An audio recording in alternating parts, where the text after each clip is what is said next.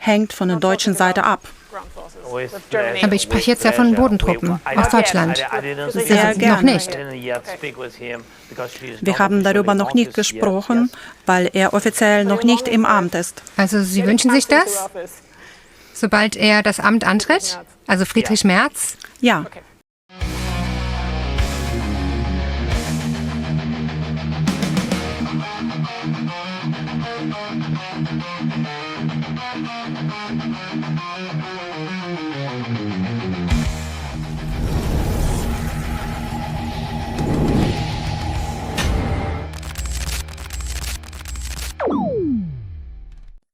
Hey Leute, willkommen in der Realität.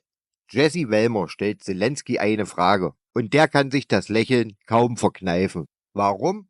Weil die Frage so naiv ist, dass selbst er überrascht scheint. Deutsche Bodentruppen für die Ukraine.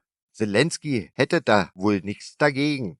Doch wo bleibt die kritische Nachfrage? Warum wird nicht thematisiert, dass die Hälfte der Deutschen gegen weitere Unterstützung ist? Ein Interview, das mehr Fragen offen lässt, als es beantwortet. Lasst ein Like da, abonniert den Kanal und schreibt in die Kommentare, wie ihr diese Journalistenleistung findet. Auf geht's! Präsident Zelensky, es scheint so, als würde sich Russland nicht einer echten Waffenruhe verschreiben. Und wenn es eine Waffenruhe geben sollte, dann wird die wahrscheinlich sehr fragil sein. Und man braucht natürlich starke Sicherheitsgarantien. Welche Art der konkreten Unterstützung wünschen Sie sich von den nordischen Ländern? Sind es Truppen? Ist es Luftverteidigung? Was wäre das? Was wünschen Sie sich? Vielen Dank. Die beste Sicherheitsgarantie für unseren Staat ist die NATO. Alles hängt heute von den USA ab. Ich denke, dass selbst die deutsche Position, die gegen die Ukraine in NATO war, diese Position kann sich ändern und wahrscheinlich wird sich ändern. Doch alles hängt von der Position der USA ab. Stellt euch vor, dass stabile Sicherheitsgarantien für die Ukraine sind in der NATO. Und heute hängt das von den USA ab. Denn die russische Position und die Position des Ungarns wird sich ändern. Ich spüre, dass Deutschland die Ukraine unterstützt. Ich denke, das wäre die beste Sicherheitsgarantie, die NATO. Doch das Problem liegt darin, dass die USA noch nicht bereit sind, diesen Schritt zu gehen. Das wäre der günstigste, der schnellste Schritt und das wäre ein starker Schritt. Und wenn Amerika bereit wäre, die Ukraine in die NATO aufzunehmen, dann könnte das heißen, dass Trump in 24 Stunden schaffen wollte. Ich denke, das ist in seinen Händen. Noch ganz kurz die Antwort, was die Nordeuropa betrifft. Was ist wichtig? Wichtig ist, dass wir starke Armee haben, die Finanzierung der Streitkräfte, Luftverteidigung und auch die Ausrüstung der Brigaden. Wir haben jetzt 70–80% der Ausrüstung. Wir brauchen 100%. Wir müssen die Ausrüstung hier gewährleisten, die heute einfach wie eine Wand gegen den Aggressor stehen und durchhalten. Dann brauchen wir den Kontingent, aber wahrscheinlich haben wir keine Zeit, um das zu besprechen. Sie haben ja Deutschland erwähnt. Wir hören, dass das Vereinigte Königreich und Frankreich bereit sind, Bodentruppen zu schicken, um die Waffenruhe zu sichern. Verlangen Sie das auch aus Deutschland?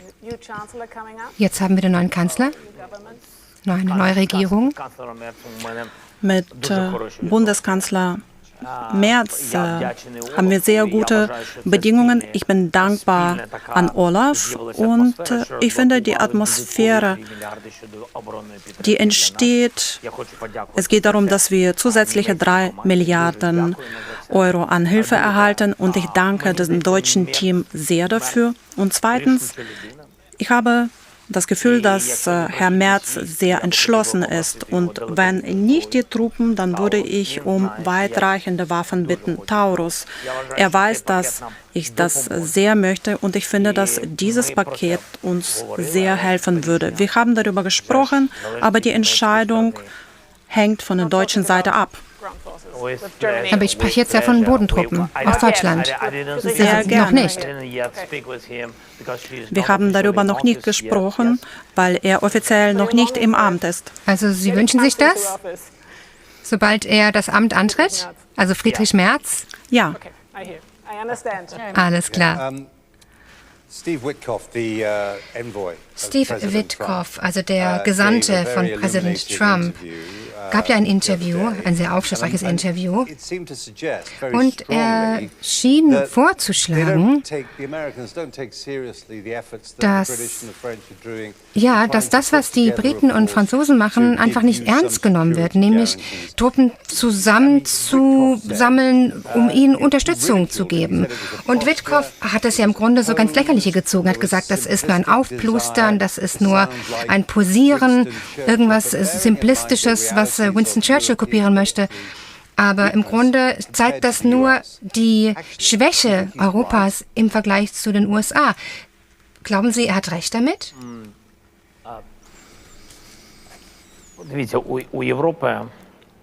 in Europa За час цієї війни Європа дуже сильно посилилась. während des Krieges Вона точно пройшла аудит wurde Europa того, що viel було в stärker. Європі з точки зору оборони. Es wurde alles analysiert, was in Europa im Bereich der Verteidigung aktiv ist.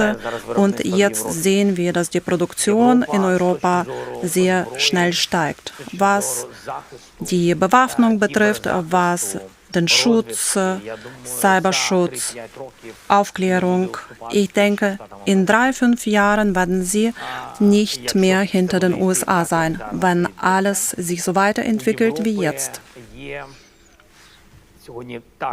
Heute hat Europa natürlich weniger, weil die USA einfach führend in diese Richtung sind, in diesem Bereich. Aber Europa hat heute alles, um sicher genug sein, sicher genug für eigene Menschen. In Europa gibt es Disziplin, es gibt kein Chaos. Und meiner Meinung nach ist das entscheidend. In vielen Staaten der Welt gibt es Chaos, was die Verteidigung bestimmt. Und glauben Sie mir, denn wir haben versucht, überall die Waffen einzukaufen. Und die Disziplin in Europa ist an der ersten Stelle. Und diese Disziplin wird Europa befähigen, die Verteidigung weiterzuentwickeln. Und Europa investiert auch in die ukrainischen Drohnen. Und das zeigt den europäischen Ländern, also nicht nur in der EU, aber auch in Norwegen. Norwegen ist auch unser Partner. Aber damit werden alle die Technologien für Europa zur Verfügung gestellt. Die Technologien, die wir unter diesen schrecklichen Erfahrungen für uns erlangt haben. Deshalb würde ich hier keine voreiligen Schlüsse ziehen. Und jetzt betreffend des Herrn, der das kommentiert. Es scheint nicht so, als ob er ein General wäre oder eine Militärperson. Er hat diese Erfahrung nicht. Soweit ich weiß, er kann ganz gut Immobilien an- und verkaufen. Aber es ist etwas anders. Das ist doch wirklich nicht mehr zu fassen. Da sitzt Jesse Wellmer aus der linksgrünen Blase und stellt Zelensky freudestrahlend eine Frage, auf die jeder die Antwort eigentlich kennt. Natürlich will er deutsche Bodentruppen. Das ist keine investigative Meisterleistung. Das ist blanke Naivität. Aber sollte eine Journalistin nicht kritisch sein? Sollte sie nicht hinterfragen, warum so viele Ukrainer ihr Land verlassen, weil sie nicht kämpfen wollen? Und wenn nicht mal die eigenen Leute bereit sind zu kämpfen, warum sollten dann Deutsche ihr Leben riskieren? Und dann dieser ständige Satz, man kann den Russen nicht vertrauen. Ja, aber kann man der Ukraine denn vertrauen? Ein Land, das immer wieder durch Korruption auffällt, in den Hilfsgelder versickern und Waffen verschwinden. Und Wellmer, die ist als Journalistin einfach eine Fehlbesetzung. Vielleicht sollte sie wieder zum Sport wechseln. Da kann sie wenigstens keinen politischen Schaden anrichten. Schreibt mir in die Kommentare, wie ihr das seht. Liken, abonnieren und bis zum nächsten Mal.